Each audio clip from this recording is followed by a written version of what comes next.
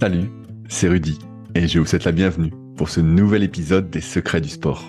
Le but de ce podcast est de vous partager ma passion du sport et notamment de découvrir les secrets d'entraînement des champions. Qui sont-ils et que font-ils pour performer au plus haut niveau? Si vous ne me connaissez pas, je suis Rudy Koya, fondateur du site superphysique.org destiné aux pratiquants de musculation sans dopage que j'ai fondé en septembre 2009. Sur ce site, j'ai écrit des milliers d'articles, fait des milliers de vidéos et je fais des podcasts depuis maintenant plus de 10 ans avec toujours la même ligne de conduite, trouver des réponses à mes questions. Sur ce site, vous retrouverez donc une partie de ce que je propose, que ce soit en termes de compléments alimentaires, destinés à améliorer votre santé, notamment bio, mais aussi une application, SP Training, des livres, des formations, ainsi que du coaching à distance. Aujourd'hui, j'ai le plaisir de vous partager ma conversation avec Ilan Koch, membre de l'équipe de France de kayak de course en ligne. Venant de rater de peu sa qualification en équipage pour les Jeux Olympiques de Paris, on est revenu sur son parcours, sa planification d'entraînement, aussi bien sur le camp dehors, ce qu'il met en place pour performer au plus haut niveau, ainsi que sur les difficultés à vivre d'un sport non professionnel. Bonne écoute. Salut Kylian, t'as la forme ou quoi? Ouais, salut, ça va et toi? Bah ça va bien. Je rentre des championnats du monde de Duisbourg où j'étais vu participer à la compétition. Je sais Ouais. pas toi, mais moi j'ai trouvé que c'était. Alors j'ai pas fait beaucoup de compètes inter en tant que spectateur, mais j'ai trouvé que c'était hyper bien organisé. Toi, t'avais déjà été à Duisbourg? Ouais, j'avais déjà fait deux Coupes du Monde à Duisbourg et en tout cas pour les spectateurs et tout, c'était toujours bien organisé pour les accueillir et tout et même d'un point de vue des athlètes, ils sont bien rodés là-bas niveau organisation, ils ont quand même quelques championnats et Coupes du Monde à leur, euh, à leur passé donc ils sont bien rodés sur les gros événements quoi. T'as d'autres endroits comme ça dans le monde où c'est organisé, où c'est comme ça l'organisation? Parce que je me souviens que l'année dernière, j'avais été à Munich pour le championnat d'Europe et c'était beaucoup moins bien en tant que spectateur. Je sais qu'il y a le bassin de Szeged qui est comme ça, bien organisé, où c'est des pays où vraiment le kayak et c'est limite un sport national autant que le foot pour nous en France. Et non, celui qui me vient à l'esprit, c'est vraiment le bassin de Szeged où c'est des grandes tribunes comme ça, tout bien organisé pour les spectateurs et pour les athlètes. Ah ouais, là, ce qui était cool, c'est qu'on avait accès, entre guillemets, à tous les stands de matériel, ce dont on n'avait pas accès à Munich. Si j'avais voulu, si j'avais su, j'aurais pu prendre mon bateau pour naviguer, parce que finalement, il y avait le petit embarcadère, donc aller sur le plan d'eau d'échauffement. Et puis, on voyait vraiment tous les athlètes de près, ce qui est assez intéressant pour comparer justement un peu les différents gabarits. Et je trouve ça assez surprenant. Je sais pas toi, toi, ça fait longtemps que t'es dedans, mais de constater que des fois, t'as des grands, vraiment costauds, tout ça. Et des fois, tu as des gars assez petits et qui sont plutôt fins, quoi. Moi, c'est toujours un truc qui me surprend en kayak de voir, par exemple, un Balint Copas qui est pas très grand. Ouais, ça va, mais qui fait assez fin. Et puis, à côté, tu peux voir Dostal qui fait le double, quoi. Il fait le double. Ouais, Donc, ouais, c'est vrai que dans notre sport, quand même, il y a des profils assez variés. Il peut y avoir des petits comme des grands, des costauds, des fins et chacun arrive à déplacer son bateau avec ses qualités, quoi. Il n'y a pas forcément un profil type, même si à un moment on disait vraiment qu'il fallait être grand avec des longs bras pour être le plus performant. On remarque que maintenant, même on peut prendre l'exemple du 1000 où Pimenta est pas très grand avec pas une très grande longueur de bras et pourtant là cette année il fait champion du monde pour la troisième fois du K1000. Donc il n'y a pas forcément de règles en tout cas pour d'un point de vue physique. bon, j'en viens à la question habituelle que je posais dans le podcast qui s'appelait avant Les secrets du kayak. Comment on débute le kayak? Comment as-tu débuté quand on se retrouve au fin fond de la France? Alors comment j'ai débuté? Donc moi je suis originaire du Finistère, à Pont-Blanc, donc c'est pas loin de Quimper, entre Quimper et Brest. Et quand j'étais petit, ouais, j'ai fait beaucoup, vraiment beaucoup de tous les sports. Jusqu'à l'âge de 8 ans, je fais de la natation, du surf, du patin à roulettes, beaucoup de courses à pied de natation avec mon père qui faisait du triathlon avant. Et ouais, à l'âge de 8 ans, il y avait un petit club, donc le club de Pléba en bas de chez moi, où je les voyais naviguer assez régulièrement. Et je me suis dit, bah, faut que j'essaye un été. J'ai essayé, j'ai pris ma licence en septembre et direct j'ai accroché parce qu'il y avait l'effort physique un peu que je pouvais retrouver à la natation, mais dans la nature, en étant un peu plus libre que à compter les carreaux dans une piscine. Et puis, c'était surtout la variété de tous les supports, hein. J'ai commencé dans un club où on faisait autant de slalom, de mer, de wave ski, de descente, de freestyle, de kayak polo. On touchait à tout. Et c'est vraiment ça qui m'a plu. Chaque séance, c'était jamais la même chose, quoi. Donc, c'était vraiment trop bien. Ouais, c'est énorme, ça t'a fait du wave ski alors, parce que moi je connaissais pas avant d'avoir interviewé Thierry du club de Bordeaux, et je croyais que c'était une pratique un peu inconnue et que peu pratiquée, mais en Bretagne vous faisiez ça alors. Ouais, c'est ça. Bah, après, on est proche de la mer, donc ça nous facilite, mais on avait un système de compétition jeune où on devait faire au moins une compétition de chaque discipline. Et du coup, souvent, la dernière compétition de l'année, c'était une compète de wave ski. On allait à la baie de Trépassé, à la Pointe du Raz, là, à côté d'Audierne. Et ouais, on tentait nos petites figures. Souvent, dans l'année, on avait fait au moins un stage de wave ski. Et non, c'est trop bien pour les gamins. Et surtout, même en termes d'apprentissage, de développement physique ou d'apprentissage technique, c'est super pour retravailler la stabilité, la vitesse. À chaque fois que tu prends une vague, les appuis, apprendre à manipuler vraiment, à manipuler une pagaie dans tous les sens, quoi. Moi ça me semble toujours assez original de débuter le kayak jeune, et notamment en Bretagne, au fin fond de la Bretagne. Je me dis, le temps est pourri, il fait hyper froid, c'est vraiment pas le sport que tu as envie de pratiquer quand t'es gamin.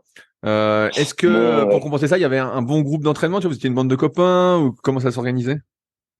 Ouais, c'est vrai que bah, en fait chaque année tu avais le groupe qui commençait la saison et tu avais le groupe qui sortait de l'hiver, quoi, parce que l'hiver il est pas facile. Et non, ce qui donne envie de rester, oui, c'était sûr, surtout le groupe de copains. Nous dans le Finistère on avait une génération avec un bon groupe de copains, avec notamment Nico Gestin qui est maintenant très fort en canoë slalom, Hector Hainaut en surski, Nicolas Mével qui a fait du slalom aussi. Et on se tirait un peu la bourre tous les 4-5 là. Et non, ce qui est bien, c'est que l'hiver, il est dur, il est rude, mais par contre, il y a plein d'eau dans les rivières et du coup, on va faire de la descente. On faisait des descentes du Scorff, de l'Elorn, tout ça, donc des descentes de 30-40 minutes. On remontait en camion, on redescendait. Après, on allait au Roche du Diable, on faisait du slalom. Dès qu'il y avait de l'eau, en fait, c'était une petite bénédiction pour nous. C'était trop bien. On disait, ouais, il pleut, on va avoir de l'eau dans les rivières, on va aller naviguer, quoi. Énorme cette phrase, il pleut, c'est une bénédiction. Elle me fait sourire. Ouais, bah, c'était ça, en fait. Nous, on voulait ramer, aller dans les rivières. Bon, c'était pas très gros au début, hein, quand on est petit, mais ça paraît toujours gros, quoi. Et c'était ça, en fait, c'était vraiment aller s'amuser, quoi. Là, tu me parles de plein de disciplines du kayak, sauf du sprint, quoi, sauf de la course en ligne. Est-ce que vous faisiez quand même de la course en ligne ou pas du tout?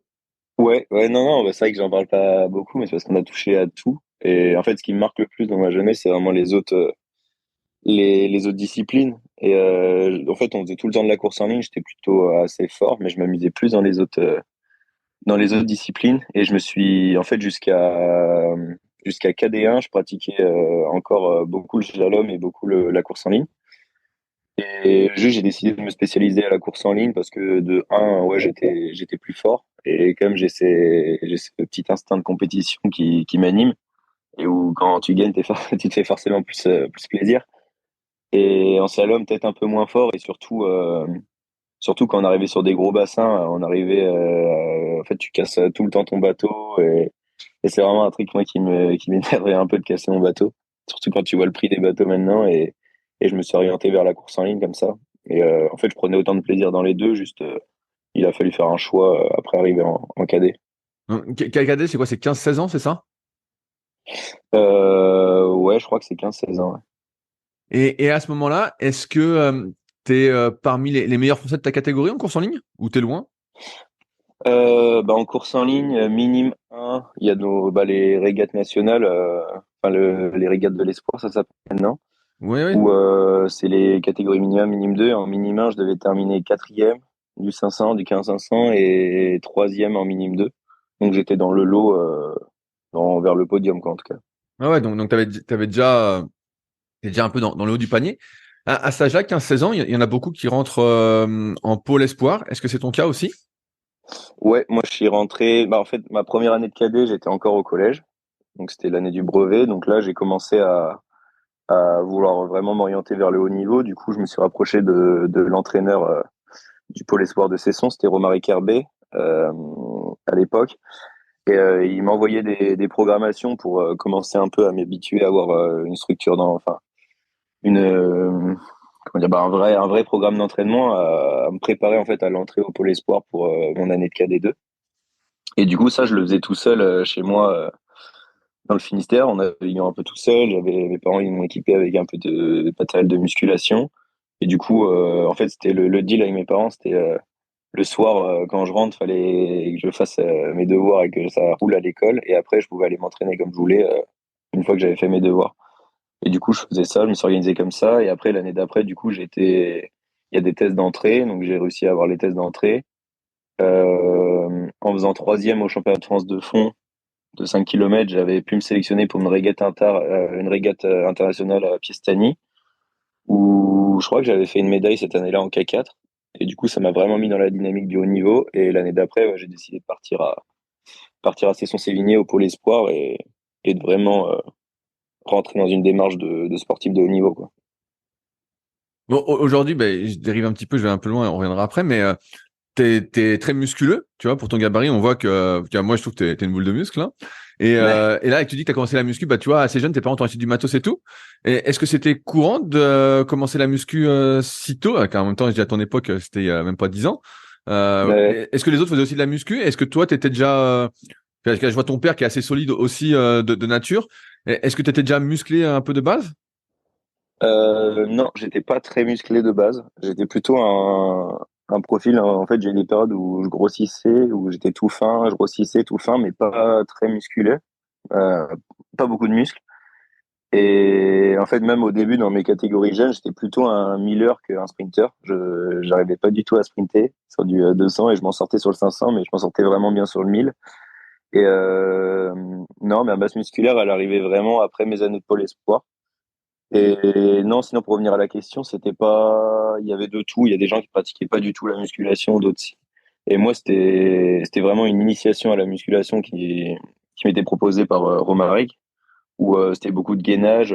Par exemple, après, quand j'allais sur l'atelier de développé couché, c'était à barre à vide, mais juste apprendre le geste, faire des séries de 20 répétitions, mais juste pour m'initier au geste et préparer mes tendons, mes articulations, mes muscles à plus tard avoir des grosses charges sur ce mouvement. Et ça, je le remercie vraiment parce qu'aujourd'hui, je me suis jamais blessé, en tout cas sur toute ma carrière jusqu'à aujourd'hui, à cause de la musculation. Je pense que toute cette initiation jeune m'a permis de préparer mon corps, ouais, à avoir des grosses charges.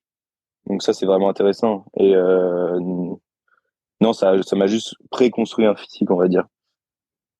Quand tu rentres en pôle espoir, j'imagine que ton rythme d'entraînement change. Ça correspond à quoi? 2 séances par jour, 6 jours sur 7? Ouais, c'est un gros changement. En plus, on était dans un groupe où, par exemple, avec Hector Hainaut, qui est mon meilleur ami, qui est assez fort en surf ski, on est rentrés tous les deux en course en ligne au Pôle Espoir.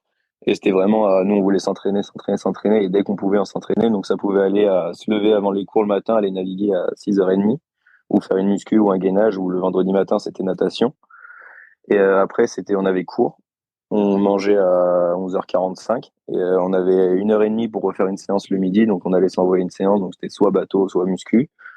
Et le soir, pareil, on finissait les cours, je sais plus, peut-être à 16h. On prenait le goûter et on allait au Pôle Espoir. Et pareil, c'était une séance de bateau, course à pied. C'était assez varié.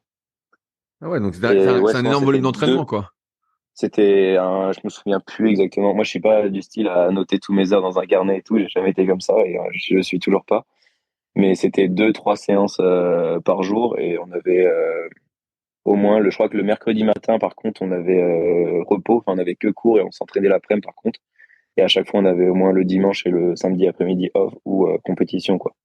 Mais c'était déjà un gros volume d'entraînement, quoi. Et est-ce que l'entraîneur était avec vous à chaque séance? Parce que j'imagine, putain, sinon le gars, en fait, il est toute la journée sur l'eau.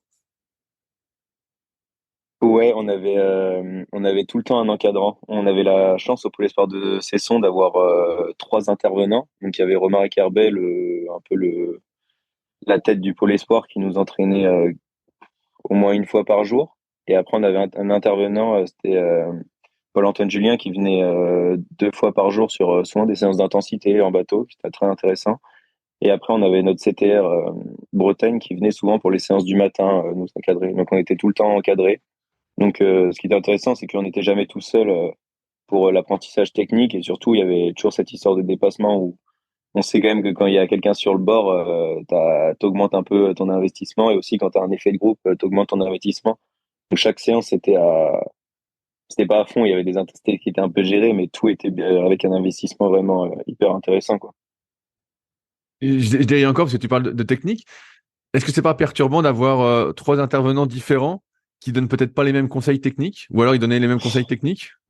Bah moi ça a été plutôt une richesse. En fait, souvent en fait les personnes veulent t'amener quand même vers la même chose, hein, vers les fondamentaux du déplacement du bateau, hein, avec l'utilisation de la pagaie. Et juste ils utilisent des mots différents. Et en fait d'avoir cette variété d'intervenants, ça permet d'avoir des fois tu comprends pas ce que un intervenant va vouloir t'apporter ou te conseiller techniquement. Et la séance d'après, tu vas avoir un autre intervenant, il va utiliser d'autres mots et tu vas dire, ah bah oui, là, ok, je comprends, je ressens ce qu'il veut m'apporter. Et en fait, tu dis, bah en fait, c'est exactement ce que celui de la veille, ce que l'autre intervenant m'avait dit, quoi. Donc pour moi, c'est une richesse d'avoir plusieurs intervenants, surtout quand on est jeune ou des fois, par exemple, tu as certains qui vont avoir plus d'affinité avec un autre intervenant. Ça va éviter de se braquer toute l'année avec le premier intervenant parce que on change de personne, quoi. Est-ce que avec ce rythme en pôle espoir, tu progresses, tu passes un cap dans tes performances?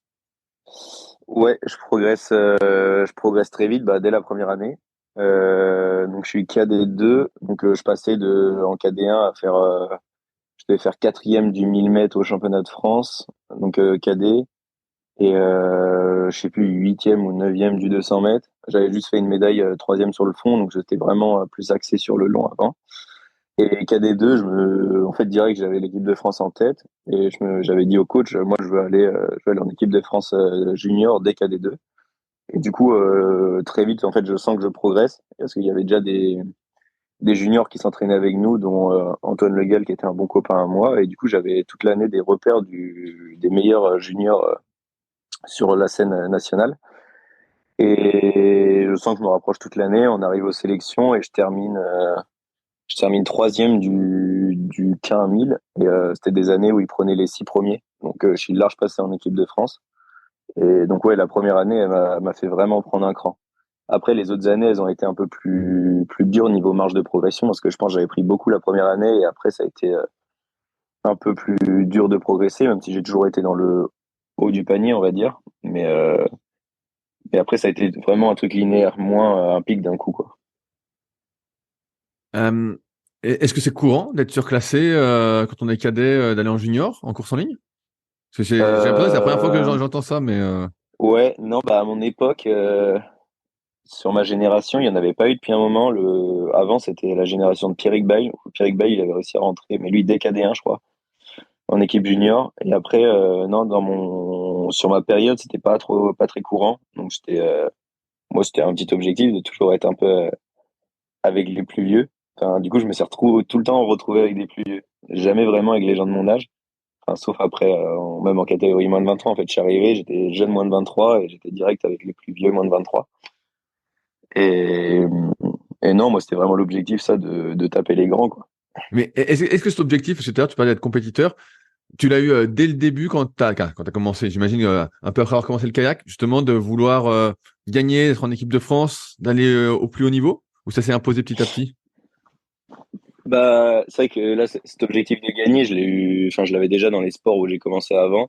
Et surtout, il y a la petite anecdote où quand j'ai commencé le kayak, il y avait une compétition devant mon club, là, où c'était du 200 mètres, je crois. J'étais dans un kayak de mer en moustique et normalement, j'avais pas le droit de courir. J'ai dit, bah, je veux le courir avec tout.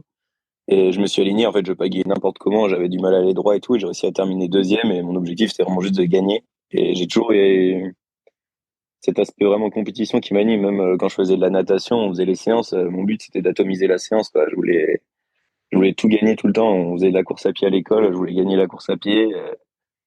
Ça a toujours été un peu comme ça. Et après, euh, et après, c'est vraiment en fait quand je me suis rendu compte du processus qu'il y avait d'équipe de France derrière de kayak et tout, où je me suis dit, bah, en fait, c'est ça que je veux faire, quoi.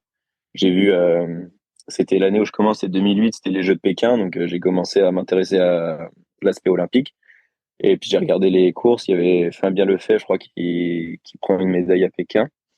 Et je me suis dit, ok, bah voilà, je vais être en équipe de France, aller courir sur la scène internationale et faire des médailles, quoi. Après, le processus, il est long. t'as quelques barrières tout au long du truc, mais j'avais direct cette volonté de faire du haut niveau, quoi. Tu restes combien de temps au pôle de Cesson? Alors je fais tout mon lycée, je fais je fais mes 2 premières années de fac et où j'étais en STAPS. Et après je pars sur Paris où du coup en fait du coup j'ai fait pôle espoir après pendant le lycée. Dernière année de lycée, je suis passé en pôle France à Cesson, donc là j'ai passé sous avec l'entraînement avec Herman Lemarec. Et ouais, du coup j'ai fait 3 ans ou 4 ans avec Herman, je crois, en pôle France. Après ouais, je suis parti sur Paris. C'est quoi la différence entre Pôle Espoir et Pôle France? Bah, Pôle Espoir, c'est un peu dirigé par la région, et c'est vraiment les jeunes, et t'es pas encore dans la dynamique vraiment normalement d'équipe de France. Et quand tu rentres dans le Pôle France, c'est vraiment là, t'es dans les catégories un peu plus vieilles, et c'est vraiment axé pour fournir et entretenir le vivier des équipes de France, quoi. Ok. Et pourquoi tu vas à Paris? Parce que finalement, tu es un Breton pur souche. Et pourquoi tu pars à Vers-sur-Marne Parce que je pense que j'avais fait le tour de ce que je pouvais avoir à Cesson. Donc, tous les entraîneurs que j'ai eu à Cesson, ils m'ont quand même beaucoup apporté et je trouvais que j'arrivais un peu sur un moment où je commençais à stagner niveau progression et j'avais besoin de voir autre chose. Et surtout, j'avais besoin d'aller me confronter au plus grand, quoi, et tout le monde, et au plus fort de la discipline et tout le monde s'entraînait un peu à Paris. Et du coup, ça c'était le premier point, aller chercher la confronte et me comparer sur toutes les séances. Et surtout, je voulais changer de méthode d'entraînement pour choquer mon corps, parce que je sentais que je progressais plus trop. Enfin, je continuais à progresser, mais j'étais plus sur une période de stagne que de progression. Et sur les équipes moins de 23, j'avais commencé à travailler sur les saisons inter avec Philippe Collin, qui avait une vision vraiment différente de ce que je pouvais me faire avec Herman, qui était très bien. J'ai eu des très grandes, ça m'a permis de vraiment progresser ce que j'ai fait avec Herman, mais Philou, il proposait des trucs que j'avais jamais fait, par exemple. Et du coup, j'avais besoin de choquer et d'avoir quelque chose de différent. Et du coup, je suis arrivé et il avait accepté direct de travailler avec moi. Et limite, cette année-là, on n'était que deux à s'entraîner avec Philippe Collin. Et on a vraiment fait des méthodes de travail différentes. Et surtout, j'ai commencé à faire des charges d'entraînement encore plus importantes pour pouvoir encaisser encore plus derrière, quoi. Et j'ai vraiment pris enfin, aujourd'hui, c'est toujours lui mon entraîneur. Et quand même, depuis que je suis arrivé à Paris, j'ai pris un gros cran, quoi. Je suis passé de fin de finale aux sélections nationales senior, vraiment galère limite à passer en finale. À maintenant, je suis dans le top 3-4 des seniors, donc j'ai réussi à prendre un bon cran, quoi. c'est quoi est-ce que tu peux donner des exemples de ce que Philippe t'a apporté en termes de différence par rapport à Herman? Parce que tu dis que c'est des trucs vraiment que tu n'avais pas l'habitude de faire. Ouais, c'est des trucs vraiment différents en fait avec Herman. Même avec Herman, on était vraiment sur un travail de collaboration. On travaillait ensemble. Il avait sa vision et moi j'avais une vision aussi. Et on était vraiment sur beaucoup d'intensité, on avait beaucoup de séances de vitesse et beaucoup de musculation, notamment de la force et de la puissance. Et après, moi, c'est quelque chose qui me manquait vraiment en tant que jeune. J'étais super. En fait, j'étais assez fort en muscu vite, mais j'étais très nul en sprint, très nul enfin, même en 500 mètres, j'avais du mal à être devant sur le 500 mètres. Et toutes ces méthodes d'entraînement sur ces années-là elles m'ont quand même permis de enfin, de développer ma masse musculaire, de progresser fort en sprint. Maintenant, je suis quand même un bon sprinter, je me débrouille quand même sur le 200. Donc, toute cette période-là m'a permis de, comment dire, de rattraper un peu tout le retard que j'avais sur ce domaine-là. Et je pense que cette période-là m'a vraiment permis de devenir un peu hybride. On dit souvent que moi, je suis un athlète hybride, je suis aussi fort, on peut autant performer sur un 1000 que sur un 200 où je suis bon sur toutes les distances. Et ça m'a vraiment permis d'être équilibré. Et du coup, après, la méthode avec Philou, ça a été vraiment basé sur la basse intensité. Et moi, c'est ce que j'avais commencé à voir un peu en cours et à m'intéresser vraiment dessus. Parce que j'ai fait STAPS, après un master STAPS, expertise et optimisation de la performance sportive, avec une grosse base de basse intensité. Donc pour vraiment travailler ce travail de fond, tout ce qui est aspect physio, mitochondrie, etc. Et surtout en musculation, c'était vraiment de faire beaucoup de force endurance Ça, c'est quelque chose que j'avais jamais fait. Je sais que les seniors d'aujourd'hui, les plus anciens, ils détestent ça parce qu'ils en ont tellement bouffé quand ils étaient jeunes qu'ils en peuvent plus. Et en fait, moi, j'en avais jamais fait. C'était un nouveau style d'entraînement et en fait, j'ai adoré parce que j'avais jamais fait. Je découvre une nouvelle méthode de musculation et t'arrives pendant 1 heure, tu te mets une déchire et en fait, moi, ça m'a fait passer des caps autant physiques que dans ma tête, quoi. Parce que quand t'es sur une barre et que t'as 50 reps à faire et que tu arrives à la moitié, et en fait, tes bras, ils sont chargés complets et tout, et que, en fait, Philou, il est en face de toi, il a mis un métronome et t'as un tempo à suivre à 40, mais que tu peux pas lâcher la barre, en fait, tu te mets une déchire, et mentalement, j'ai passé un gros cap.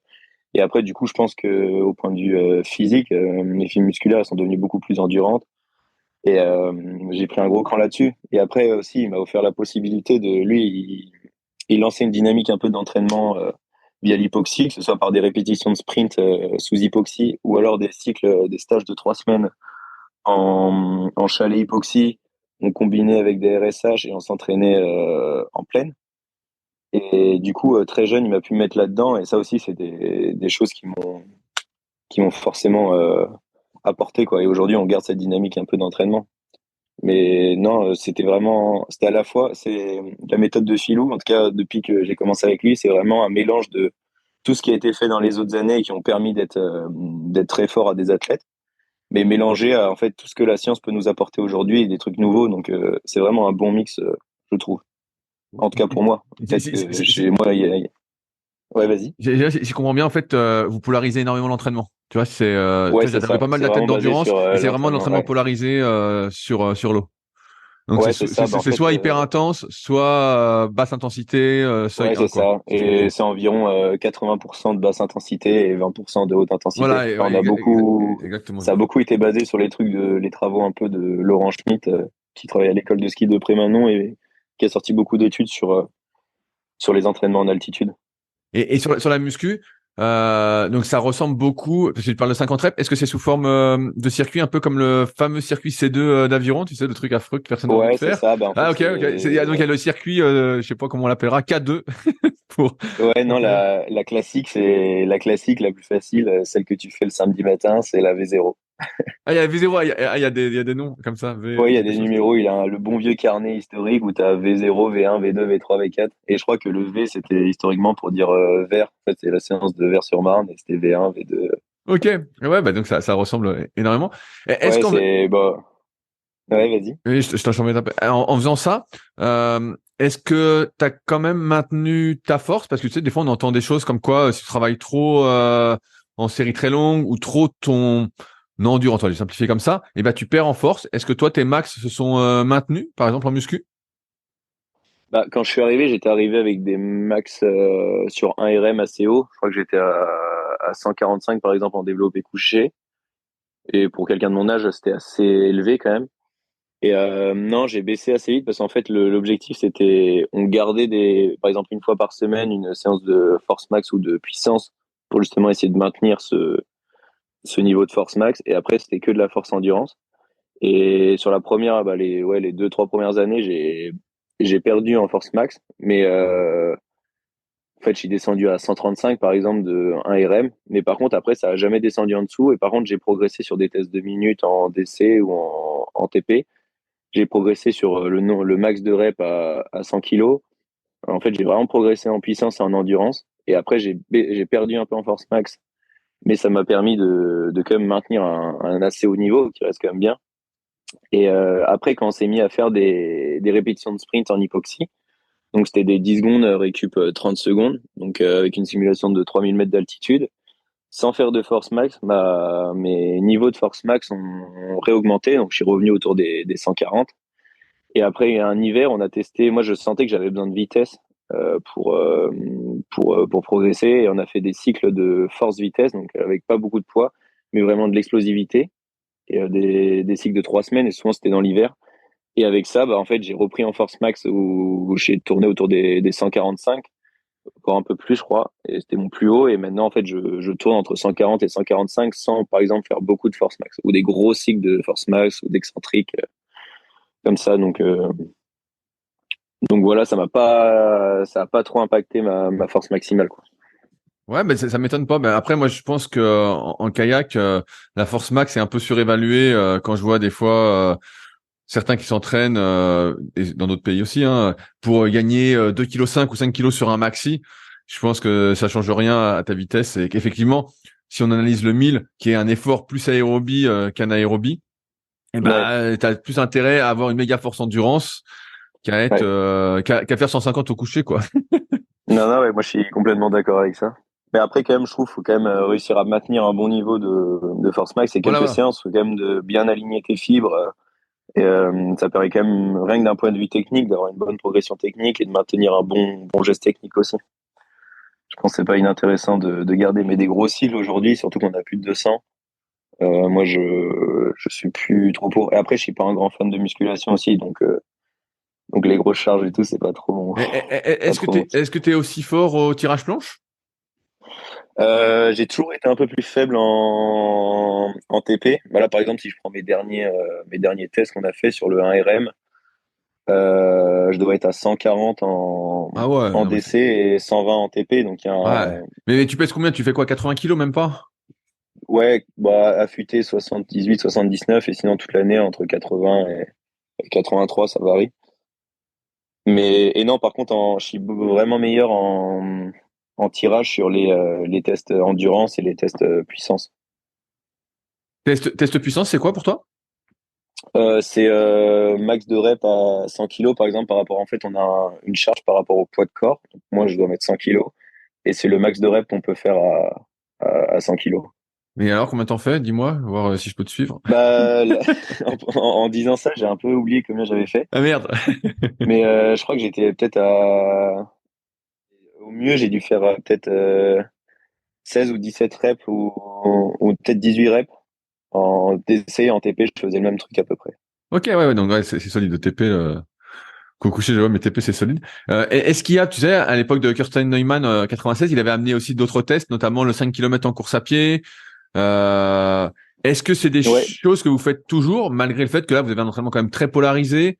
Est-ce que ça a encore du sens? Est-ce que vous le faites encore, le 5 km en course à pied? mais ça, c'est quelque chose qu'on a fait beaucoup aussi quand on était jeune, parce que avec tout le processus de test pour entrer en pôle espoir, il y avait du 5 km.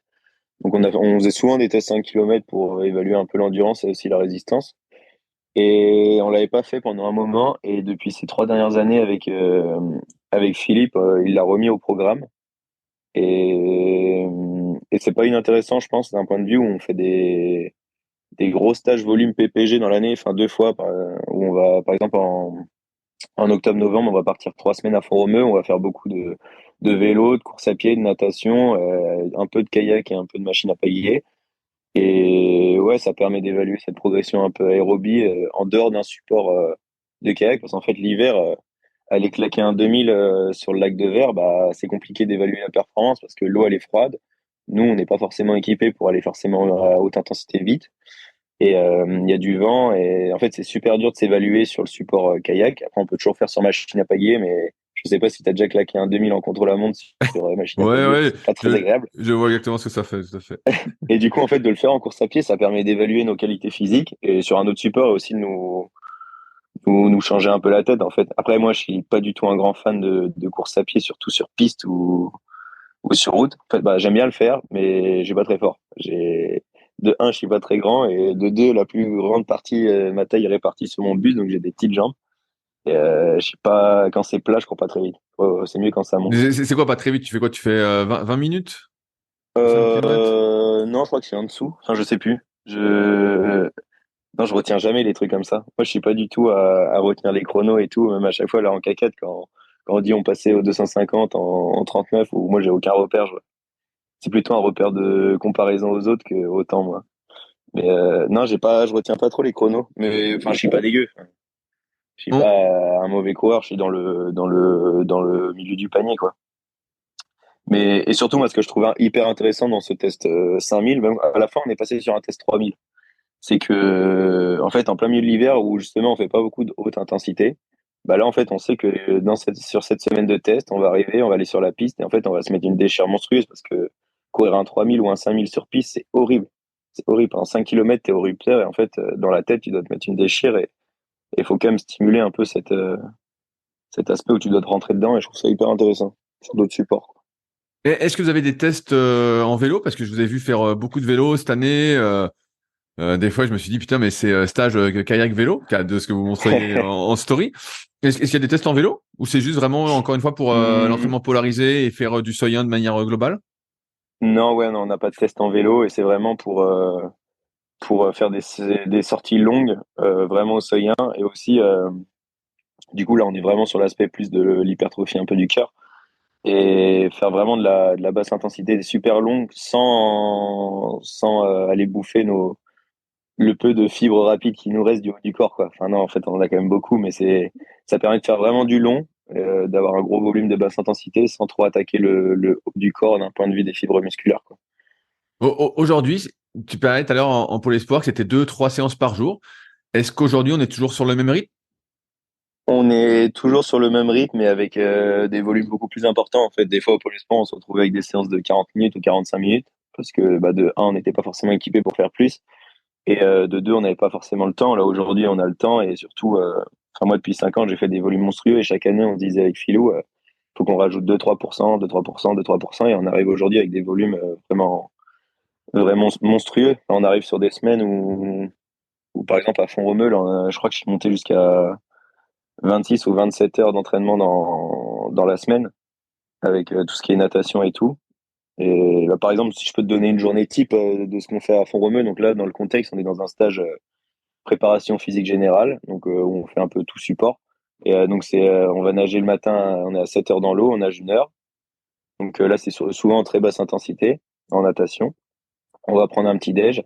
Après, on avait séance de VMA sur machine à pagayer. On faisait ça sur machine à pagayer. Après, on allait manger soit c'était VMA ou soit c'était une séance de musculation, par exemple. Après, on allait manger et le soir, enfin l'après-midi, c'était soit une séance de bateau sur le lac à Matmal de 20 km, soit une sortie vélo de 3 heures, soit une autre séance de natation. Enfin, c'est un peu ça. Mais surtout des gros volumes, quoi. Je vois, je vois. J'ai une question qui a rien à voir. Je parlais de machine à pagayer. Moi, quand j'en fais, j'ai l'impression que c'est beaucoup Ouais, plus musculaire que d'être sur l'eau. Est-ce que toi, tu ressens ça ou c'est juste moi qui ressens ça? ouais. Non, Non, t'es non, d'accord. c'est hyper musculaire et en fait, c'est pour ça que moi, j'aime pas du tout j'aime pas la machine à pagayer parce que moi, je pense que je suis plutôt quelqu'un qui navigue au feeling et qui arrive à bien faire glisser son bateau. Et en fait, là, en fait, vu que c'est que musculaire, je galère, j'ai pas cette sensation de glisse et tout, et je suis moins performant sur machine à pagayer. Et pareil, si on fait le lien avec en bateau, bah, dès que je vais mettre un frein avec une balle de tennis, par exemple, ou le bateau, on va limiter la glisse du bateau, bah, je sais que je vais moins être performant. Moi, je pense que j'ai des qualités de glisse et réussir à faire glisser mon bateau et pour le faire avancer. Et du coup, c'est des séances que j'aime pas trop. Mais tu vois, quand là, on a eu un projet K4, en fait, on se retrouve sur une course de 500 mètres où faut vraiment, c'est hyper musculaire, faut pousser, pousser, pousser, pousser. Et la machine à pagaie était hyper intéressant, en fait, de toujours chercher à pousser. Et moi, je pense que j'ai gagné à faire ça. Pareil, quand on faisait, là, je parlais de VMA, mais on a fait aussi des répétitions de sprint sur des 10 secondes, récup 30. Et ça, moi, je le faisais sur machine à payer, parce qu'il y en a, ils le faisaient sur Ergoski ou même sur Wattbike. Et moi, je décidais de le faire sur machine à payer pour me rapprocher le plus du spécifique et justement avoir cet aspect où bah, j'étais le moins bon, où il fallait tout le temps être musculaire, quoi, et progresser là-dessus, quoi. Et- Donc, c'est l'aspect intéressant que je trouve de la machine à pagayer. Est-ce que tu remarques des différences entre les machines à pagayer, entre deux, parce que vous êtes surtout sur Dan Sprint. Est-ce que vous y a Ouais. des différences de puissance que tu vois entre deux machines? Ou ça fait Euh, vrai pareil? Je te dis ça parce que je vois souvent les Danois l'hiver qui bombardent les machines à pagayer, et puis je vois leur temps. Et je me dis, mais c'est incroyable, les mecs, c'est des machines ou c'est moi qui suis vraiment nul, nul, nul? Est-ce que moi, toi tu remarques des différences ou en fait c'est moi qui suis nul? ouais, non, bah, entre deux machines, quand même, enfin, même deux down sprint, j'ai jamais eu les mêmes résultats un peu en termes de watts. C'est pour ça quand on fait des cycles, on a une machine et on utilise toujours la même pour pouvoir se comparer. Après, les Danois, ils ont vraiment l'habitude de travailler sur machine. Ils ont même le constructeur qui est là-bas, donc peut-être qu'ils arrivent à les régler avec plus de précision que nous, ou je sais pas trop comment le dire, Ouais, mais en ouais, tout je sais cas, pas comment ils font, mais je vois des temps, je sais pas si tu ouais, suis un peu sur Insta, mais tu vois les types, tu te dis, putain, ils font 2 séances d'ergo par jour, ils se font des bornes, et puis des fois, tu te vois les temps, tu dis, mais attends, ils sont aussi rapides que ouais, sur l'eau ou presque, tu te dis, c'est pas possible. ouais, ouais, mais tu vois, sur des machines, en fait, il suffit que des fois, tendre un peu plus les élastiques derrière, bon, t'as gagné 20 watts, quoi. Ouais, Et, bah, ouais, c'est pour ça, nous, on essaye de garder les mêmes réglages. Ou pareil, quand on fait des tests à l'INSEP VO2, là, et lactate, on les fait sur machine. Et j'essaye de mettre exactement les mêmes calages, exactement à peu près la même tension d'élastique que la machine que je vais essayer. Comme ça, des fois, l'hiver, si on se retrouve à faire des séances au seuil 2 sur la machine et que, ouais, je vais peut-être dire une connerie dans les chiffres, mais j'ai 280 watts au seuil 2, bah, je sais que je vais pouvoir faire mes 2 ou 4 minutes à 280 watts sur la machine, avoir des repères, quoi. C'est ça qui est ouais. intéressant aussi sur la machine, c'est que tu as un repère de performance direct, quoi. Ça peut être Ouais, ouais, un autre alors que support de travail, quoi. sur l'eau, en fonction des conditions, du vent, des Ouais, vagues, tout ça. sur l'eau, en fait, on a la vitesse, les temps de passage, quoi, mais ça varie vraiment de la température de l'eau, du courant, du vent. T'as du mal un peu à gérer des allures, quoi. C'est plus, des fois, on fait vraiment la sensation, quoi. Ouais, je vois exactement ce que tu veux dire. Tu parles de tests lactate. Est-ce que vous faites, c'est très populaire en ce moment sur les réseaux aussi, tous les tests un peu d'effort. Je sais qu'à un moment, vous avez fait des tests sur l'eau avec un VO2 Master. Là, tu parles de test lactate. Est-ce qu'il y a un test que vous privilégiez plus qu'un autre? Bon, on a essayé de faire sur l'eau, mais en fait, la spécificité de notre activité nous a rattrapés, c'est qu'en fait, avec le vent, nos seuils, en fait, ils sont pas du tout, on peut pas du tout les corréler à la vitesse. Du coup, nous, c'était pas intéressant pour nous. On l'avait fait l'année d'avant à Tempes-sur-Lot, où là, on avait des conditions nickel, on avait réussi à avoir une idée et réussir à bien corréler les vitesses au seuil lactique. Mais le problème, c'est qu'à Tempes-sur-Lot, l'eau, elle est super chaude. Et du coup, en fait, bah, les vitesses, quand on arrive à Vert, bah, c'est pas les mêmes. Du coup, on galère un peu là-dessus. Le meilleur test, nous, qu'on trouve, c'est celui qu'on fait en labo à l'INSEP sur machine à pagayer, où c'est pas la perfection, mais on fait des paliers de 2 ou 3 minutes. 3 minutes, je crois, récup une, des watts, et on monte de watts, de 20 watts à chaque fois. On a le suivi de la fréquence cardiaque, plus les prises lactate à chaque fois. Et avec ça, en fait, surtout, on a nos fréquences cardiaques par rapport à nos seuils lactiques, donc le seuil 1 et le seuil 2. Et moi, du coup, j'utilise mes fréquences cardiaques toute l'année. Donc, pour mon seuil 1, c'est que je sais à 145 de fréquence max, c'est mon seuil 1. Mais après, aujourd'hui, je sais que ça va dépendre de ce que je mange, de la météo, Voilà, mais de t'as la une durée de la fourchette. séance. T'as Donc, une par exemple, fourchette à peu près? j'ai une fourchette, ouais. Et c'est un truc que, après, avec ma formation universitaire, j'ai une vision vraiment assez large où j'arrive à vraiment me situer. Moi, je sais qu'il y en a, ils ont du mal à situer. Moi, j'arrive à bien comprendre un peu comment ça marche. Et par exemple, si je pars sur une séance de 20 km, je sais que faut pas que je commence direct à 145 parce que sur 2 heures de séance, tes performances, elles vont diminuer. Du Ouais, coup, ça ouais, veut dire que ton tu vas seuil avoir 1, il va une dérive diminuer. cardiaque et après t'es cuit, quoi. Ouais, c'est ça. Et baisse des performances. Et du coup, en fait, faut pas que je parte à 145. Sinon, ça veut dire que, bah, en fait, je serai dans la zone mixte sur la deuxième heure de séance et je serai hors du contexte de la séance. Du coup, en partant avec 10 pulses en moins, en fait, à 1 heure, j'arrive à 145 et je sais que la deuxième heure, en fait, je serai au bon niveau d'un point de vue seuil lactique, on va dire. Et au seuil Et 2, après, t'es à combien alors au seuil 2? le seuil 2, je sais que faut que je sois. En fait, il change à chaque test. C'est vraiment un Ah seuil merde. où je pense que la machine à pagayer, vu que c'est musculaire, ça dépend de ton état de forme quand tu arrives à faire le test. Et des fois, ça coûte vraiment cher de justement déplacer, enfin, Ouais, tirer le câble. d'appuyer avec la machine, ouais, ça Et du coûte. coup, il varie beaucoup, mais moi, je me suis donné une moyenne de tous les tests qu'on a fait, qui est plutôt où j'arrive à, en fait, quand même au général, le seuil 2 augmente. Donc, ça veut dire que j'arrive à pousser ce seuil 2. Donc, c'est intéressant, je pense, pour notre discipline. Et du coup, lui, il est à peu près vers 169 Ah ouais, pulses. Et du coup, en fait, je me t'as dis, pas dès qu'on beaucoup fait une d'écart, séance, hein. Ouais, t'as un sacré non, seuil j'ai 1 pas beaucoup alors. Ah ouais, d'écart. Ouais. t'as un seuil 1 un peu comme les Bah, en fait, je pense, sportifs pro d'endurance, quoi. Vraiment, t'as un seuil 1 qui est très élevé alors. ouais, c'est ça. Bah, je pense, vu que sur 5 ans, j'ai bouffé beaucoup de basse endurance et surtout à la bonne intensité où limite, les premières consignes, c'était où on ne savait pas trop le cardio à quelle intensité se mettre. C'était, il faut que je puisse respirer par le nez. J'ai fait beaucoup de basse intensité. Du coup, j'ai monté super haut mon Ah ouais, seuil 1. ouais, Et du c'est coup, je pense, impressionnant, hein. ouais. Et du coup, sur les hautes intensités, je me dis, bah, en fait, au minimum, il faut que je sois à 170 et c'est un c'est un repère d'investissement aussi, quoi. Ah ouais, je vois. Non, mais Où ouais, c'est solide, hein. 145 au seuil 1. Moi, je fais des tests, j'en fais un par an. Et je veux te dire que si je pouvais monter à 145 au seuil 1, je serais bien content. Mais ouais, faut bouffer de la basse intensité pour monter les seuils. Oh, putain, énorme. J'ai une question. Bah là, tu vois, tu parles vraiment de gros volumes d'entraînement, tout ça.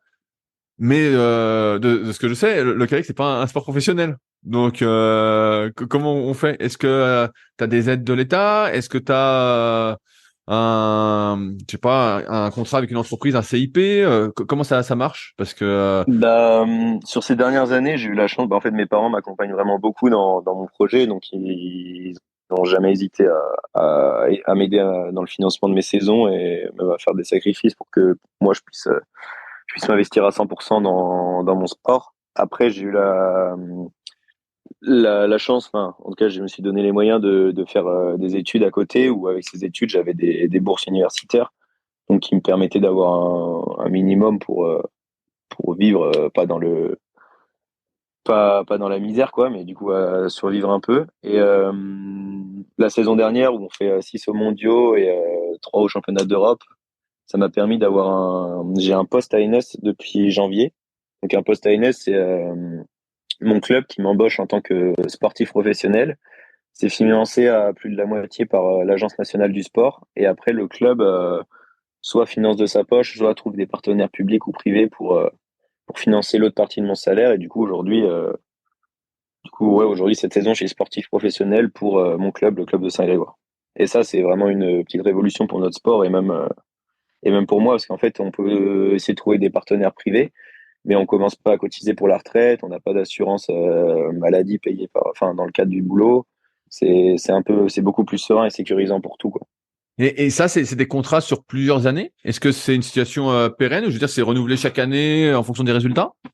En fait, nous, on a le problème des listes ministérielles, donc des listes de sportifs de haut niveau où il y a des critères de performance pour entrer dessus. Et du coup, le club peut proposer que des contrats d'un an. Parce que par exemple, moi, s'il m'avait proposé un contrat de 2 ans et que l'année prochaine, je suis pas sportif de haut niveau, bah, ils ont pas le droit de me virer, mais ils ont plus les aides de l'ANS vu que je suis plus sportif de haut niveau. Ils se retrouvent à payer un salaire plein et qu'ils n'ont pas forcément les moyens de payer. Du coup, c'est des contrats d'un an. Et après, moi, je suis assuré sur 2 ans si tout se passe bien. Enfin, si je suis mis en liste. Et sinon, bah, ça peut s'arrêter à tout moment. Donc, c'est pas forcément sur le long terme un truc stable. Et c'est aussi pour ça que je fais des études à côté pour préparer l'avenir, quoi. Qu'est-ce que tu fais comme étude? Parce que tu parlais de STAPS. Là, tu finis un master STAPS, c'est ça? Ouais, c'est ça. Donc là, je finis un master STAPS, expertise et optimisation de la performance sportive qui se fait à l'INSEP, où il y a moitié du programme, c'est gestion de projet en milieu fédéral, donc toutes les fédérations. Et la deuxième partie, c'est vraiment accompagnement scientifique à la perf, où avec ça, enfin, dans les cours, on travaille avec tous les chercheurs de l'INSEP, enfin, c'est vraiment ouais, de Ouais, l'optimisation de c'est la perf. génial ça. Ça, c'est top. Ouais, c'est trop bien. Et surtout, moi, c'est vraiment tout ce qui est physio et tout, c'est un peu mon dada. Du coup, je me régale dans ce master. Et cette année, par contre, enfin, cette saison, je l'ai mis en pause sur une année parce que j'ai fait une prépa pour le concours de professeur de sport. Donc, pour être, par exemple, entraîneur à la Fédération française de canoë-kayak, mais rattaché au ministère des Sports. Et du coup, j'ai fait une prépa pour le concours. J'ai passé le concours. Bon, j'ai fini deuxième, il n'y avait qu'une place. Je l'ai pas eu cette année. Mais au moins, j'ai la prépa de valider. Et tous les ans où le concours va réouvrir, je vais pouvoir me représenter et tenter ma chance de rentrer au ministère des Sports. Et du coup, là, en septembre, enfin, en fait, c'est bientôt, c'est demain, c'est après-demain. C'est demain. Je... je finis mon master, mon M2 pour avoir ce diplôme universitaire, quoi. Et bon, tout le bagage qu'il apporte, quoi, Et, et- qui me sert pour le professorat de sport aussi. Est-ce que tu as des sponsors en plus? Non, j'ai pas de gros sponsors privés. J'ai des sponsors un peu de toujours, enfin, d'un point de vue équipement technique, où c'était Crewline, la marque d'équipement, surtout d'aviron, mais qui, depuis cadet, ils me fournissent en vêtements, ils sont vraiment bien. Et non, après, j'ai toujours eu le soutien de Kayak Online, donc Patrick Tirani, qui me faisait des offres sur les bateaux, qui m'offrait des pagaies dans le cadre de partenariats. Donc, niveau matériel, j'ai toujours réussi à m'en sortir avec ces partenaires-là. J'ai toujours eu du mal, en fait, à trouver des partenaires privés avec de l'argent concret. Là, à partir de cette année, en fait, j'ai eu beaucoup d'aide un peu de partenaires, mais en fait, ils vont au club pour pouvoir payer mon salaire. Que ça peut, hein, c'est des trucs de l'État ou même privés. Donc, il y a la ville de Saint-Grégoire, le département d'Ille-et-Vilaine, la région Bretagne, tous les partenaires du club qui mettent un petit chèque pour moi, mais ça va pour que le club puisse payer mon salaire. Donc, Ok. voilà, mais j'ai pas de gros partenaires privés. C'est Ok, compliqué bah. de trouver quand on est un sport amateur. Ouais, ouais, mais c'est ce dont on discutait quand on s'est vu à Duisbourg. Ouais, ouais. C'est qu'aujourd'hui, plus que de passer par les performances, ça passe beaucoup par les réseaux sociaux. Et les réseaux sociaux, c'est un vrai boulot, quoi. Ouais, c'est ça. C'est plus tu t'entraînes à fond, tu montres ce que tu fais. Il faut que tu aies les belles photos, faut que tu écrives. Ouais, c'est ça, ça prend du temps. Ah ouais, c'est un temps de Ça fou, prend du quoi. temps. Mais je me suis toujours dit, j'essaye d'être performant et le jour où je serai performant, l'argent viendra, entre guillemets, plutôt que chercher à avoir de l'argent et pas pouvoir m'entraîner et progresser, en Ouais, fait, bien sûr, avoir de bien sûr. l'argent mais être nul. Parce que là, t'as Je quel âge mise tout aujourd'hui? T'as sur quoi? essayer d'être fort. T'as 24 ou 25 ans, c'est ça? 24 ans, ouais. À 24, ouais, donc t'es encore très jeune, quoi. T'es encore très jeune? Ouais, mais ça passe vite, hein. Ça passe Attends, vite, y a pas le temps. attends de voir, ça passe beaucoup Ouais. plus vite. Mais euh, comment ça se passe autour de l'entraînement? Tu vois, on a beaucoup parlé d'entraînement, tout ça. Est-ce que tu es suivi par un kiné, un ostéo? Est-ce que tu fais de la préparation mentale? Est-ce que tu es suivi par un nutritionniste? Est-ce que tu as une sorte de staff, tu vois, autour de toi pour t'aider à performer? Ouais, bah d'un point de vue, moi je vais commencer par l'ostéo et kiné. En fait, j'ai deux ostéos qui me suivent depuis longtemps, un en région parisienne là et un en Bretagne quand je rentre. Où ça me permet d'avoir un peu un suivi sur toutes mes années et en cas de bobo, enfin je peux vite, ils peuvent vite me prendre en charge. Après kiné, on en a grâce au pôle. Donc, ça va être une fois par semaine une séance de kiné, mais c'est vraiment surtout quand j'ai un problème par exemple. Après, le gros accompagnement que j'ai fait depuis l'année dernière, c'est en prépa physique, entre guillemets. Donc, je me suis rapproché du service de réathlétisation de l'INSEP avec Anne-Laure Morini pour vraiment bosser sur... en fait, j'avais un problème, j'avais une tendinite au moyen fessier droit à cause enfin, des équipages et en fait, avec les histoires de gîte et tout. Et du coup, pour travailler là-dessus, et en fait, surtout, moi, j'avais une gîte à gauche et du coup, ça gêne un peu les équipages quand t'as pas une gîte, quand t'es pas forcément à plat. Et du coup, ma consigne, c'était de rééquilibrer ça, un peu essayer de rééquilibrer mon bassin et mon fessier. Et après, de faire un gros travail sur le gainage, renfort épaule et vraiment prévention des blessures et un gros travail sur le gainage, ouais, la transmission des forces. Donc ça, j'ai eu cet accompagnement pendant un an et ouais, ça me rajoute deux, trois séances par semaine quand même, où je vais là-bas. Mais c'est hyper intéressant. Après, d'un suivi nutritionnel, je me suis un peu construit tout au long où j'ai appris à bien manger en voyant différents nutritionnistes. Et maintenant, c'est pas un régime que je subis. En fait, c'est mon alimentation quotidienne qui est plutôt bonne et bien réglée. Et non, j'ai travaillé avec Edwin Lucas, un ancien marathonien qui est de mon club là, qui est nutritionniste. Donc, il me donne pas mal de conseils. L'année dernière, avec les gars du K4, on a travaillé avec Ouais, tiens, ça des donnait quoi capteurs justement? glycémiques. Ça donnait quoi ces capteurs? Parce que c'est vrai que vous aviez tous le truc et là vous avez pu. Alors j'imagine que ça pourrait être très. Non, bah en fait, c'est un truc, je pense, qui est un peu chiant à avoir toute l'année. Et en fait, on a fait sur des périodes. Moi, j'ai refait une période cet hiver pour vérifier si les protocoles qu'on avait mis continuent de bien marcher. Et ben, on s'est rendu compte, en fait, que, en tout cas, moi, fallait que je mange encore plus de féculents, enfin, de glucides. Parce qu'on consomme, à faire beaucoup, beaucoup d'aérobie et beaucoup, beaucoup d'entraînement, on consomme beaucoup. Et je me suis retrouvé, bah, par exemple, sur des stages à Font-Romeu à manger, matin, midi, soir, deux collations dans la journée, plus une collation à 22 heures avant de dormir parce que je faisais des hypoglycémies dans la nuit, quoi. Parce que mon corps était fatigué, il continuait de consommer et il se retrouvait à pas avoir les ressources pour bien récupérer la nuit et je faisais des petites hypos. Et du coup, ouais, je me suis retrouvé à manger, bah, ça fait 1, 2, 3, 4, 5, 6 à 7 fois par jour, quoi. Et est-ce que Et vous alimentez durant l'entraînement? Tu vois, si la séance est longue justement, est-ce que tu prends un peu de ouais, glucides? Tu vois, à l'instar un peu des sports d'endurance? ouais, bah, c'est ça. Moi, par exemple, si on prend l'exemple, on voulait tout optimiser. Enfin, moi, c'était ma volonté de tout optimiser, même les séances de vélo, par exemple, et tout. Et on voyait que ma glycémie mettait du temps à augmenter quand on partait sur une séance vélo. Et du coup, on a fait des petites routines où, enfin, moi, le truc qui me fait plus monter la glycémie, c'est les bonbons. Et du coup, Ok. je me retrouvais à manger un petit Haribo, un petit bonbon avant la séance pour monter ma glycémie et être dans les bons apports directs et pas les griller trop d'autres réserves qui risquent de me cramer, quoi. Ouais, Et, pour vider tes stocks. et Ouais. après, en fait, maintenant, on a une petite routine où quasiment sur toutes les séances, sauf les séances pas trop longues de basse intensité, on a toujours de la maltodextrine dans la gourde. Enfin, moi, en tout cas, j'ai tout le temps de la maltodextrine avec un peu de boisson d'effort pour toujours avoir une petite source de glucides, quoi. Sauf dans Ok. les séances de basse intensité, bah, de très basse intensité qui sont pas trop longues, genre 1 heure ou 1 heure et demie, où là, j'ai rien, juste de l'eau ou des électrolytes, où on va consommer des lipides et il n'y a pas besoin d'apport, quoi.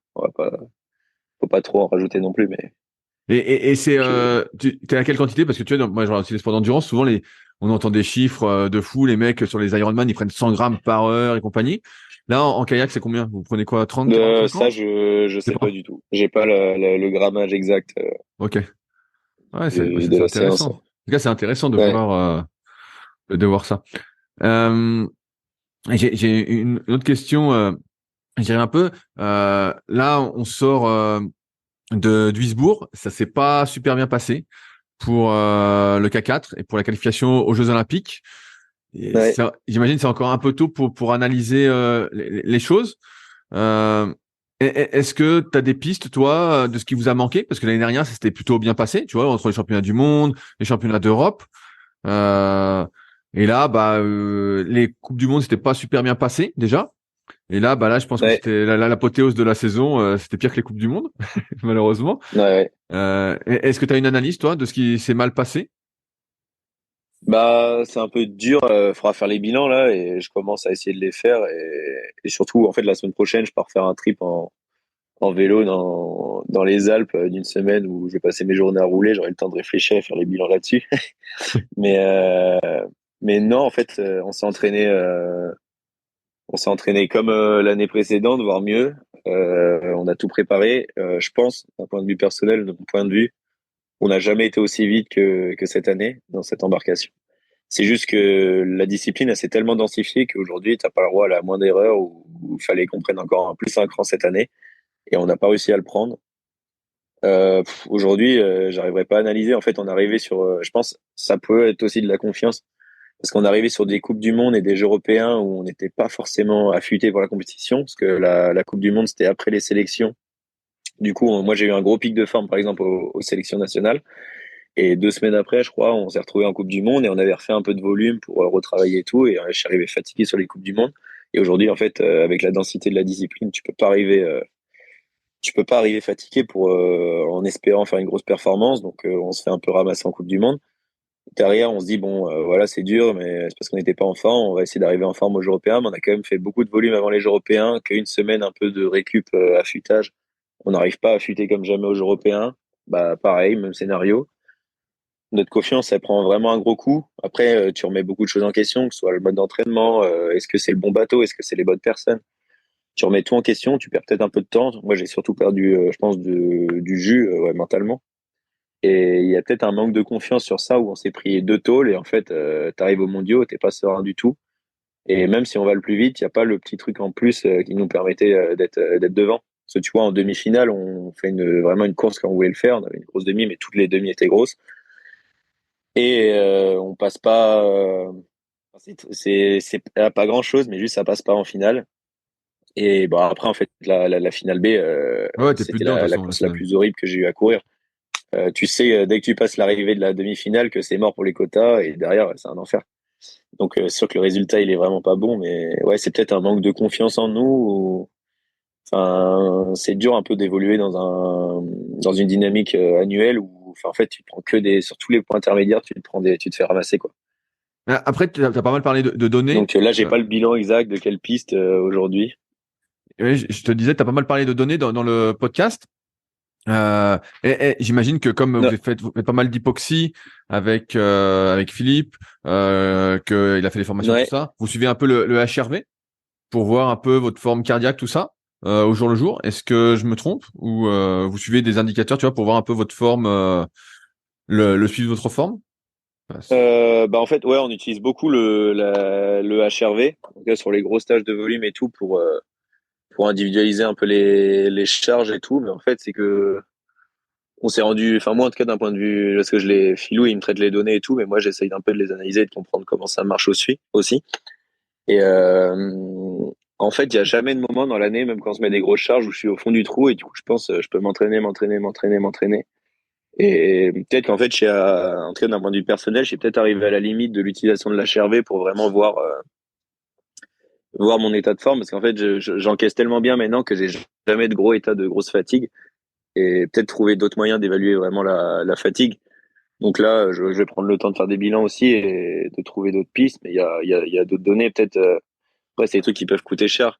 C'est, par exemple, tous les matins, faire une petite prise de lactate et voir si ton taux de lactate il a augmenté un peu pendant la nuit. Donc s'il a augmenté, ça veut dire que tu as consommé des sucres, ton corps il est fatigué.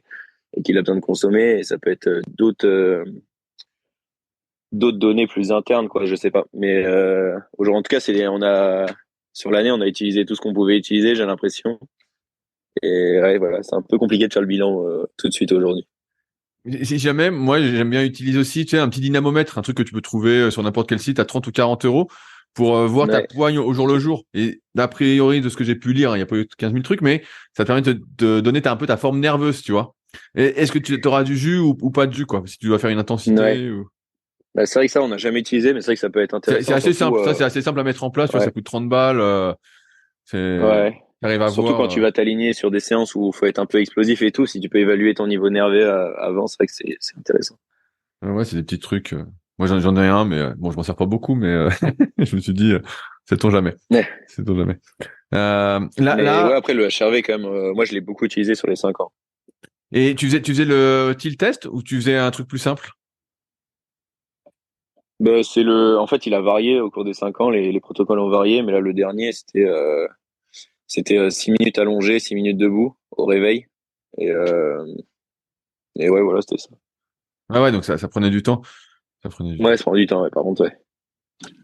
Donc là, t'es à Vers-sur-Marne pour le test event qui fait, je sais pas si ça fait Ouais. office de Coupe du Monde. Je te vois en K2.